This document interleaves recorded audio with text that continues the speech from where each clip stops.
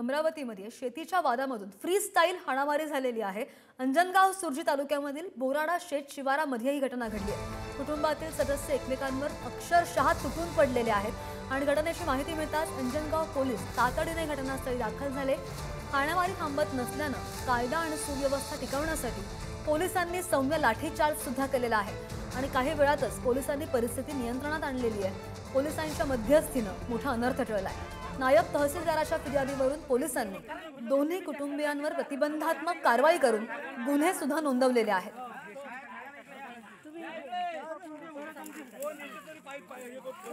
आणि या संदर्भात आणखी अपडेट करून आमचे प्रतिनिधी छगन आपल्या सोबत आहेत। छगन, पोलीस अजूनही दिसतायत। या दोन कुटुंबांमध्ये नेमका वाद काय होता?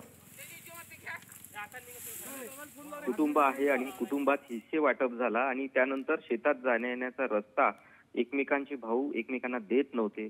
यातून तहसील कार्यालयांमध्ये वारंवार तक्रारी करण्यात आलेल्या होत्या आणि रस्ता देण्यासंदर्भात मागणी देखील करण्यात आली होती। मात्र हा वाद विकोपास गेला आणि जर बघितलं तर एकाच कुटुंबातले सदस्य एकमेकांवर अक्षरशः तुटून पडल्याचं आपण व्हिडिओमध्ये पाहतो आहे।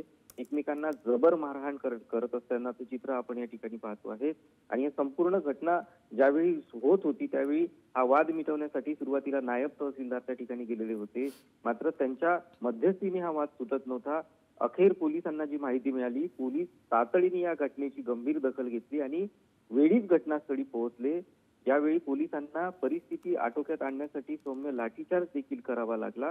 मात्र पोलिसांच्या मध्यस्थीने हा संपूर्ण कायदा व्यवस्था टिकून राहण्यासाठी पोलिसांनी ज्या पद्धतीने प्रयत्न केले तेव्हा कुठेतरी हा वाद निपटला आणि या संदर्भात नायब तहसीलदारांनी देखील तक्रार दिलेली आहे आणि अंजनगाव पोलिसांनी त्यांच्या दोन्ही कुटुंबाविरुद्ध गुन्हे देखील नोंदवलेले आहेत आणि या संदर्भातला आता तपास सध्या पोलीस करताना आपल्याला पाहायला मिळतोय। कोणत्या कलमांवर या दोन्ही कुटुंबियांवर गुन्हे नोंदवले गेल्याची माहिती आहे छगन?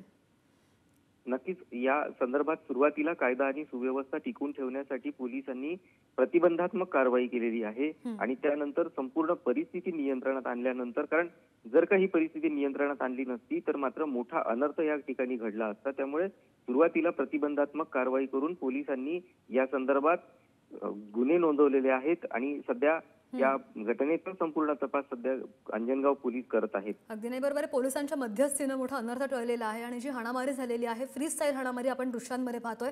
छगन, धन्यवाद दिलेल्या सगळ्या सविस्तर माहितीसाठी।